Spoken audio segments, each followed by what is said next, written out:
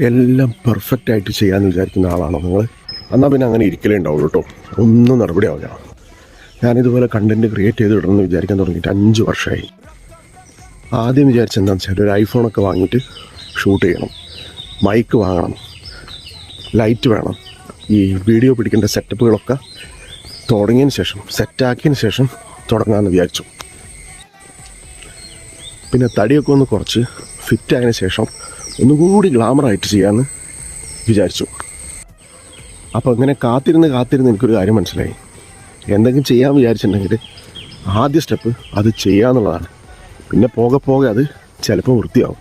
ഇനി വൃത്തികേടായാൽ നമുക്ക് അങ്ങ് ഒഴിവാക്കാമല്ലോ. അതായത് ഒരു കാര്യം ചെയ്യാനുള്ള ഏറ്റവും ബെസ്റ്റ് ടൈം എന്ന് പറയുന്നത് ഇപ്പോഴാണ്. അപ്പോൾ എന്തെങ്കിലും ചെയ്യാൻ ഉദ്ദേശിച്ചിട്ടുണ്ടെങ്കിൽ നിങ്ങൾ വേഗം ചെയ്യുക.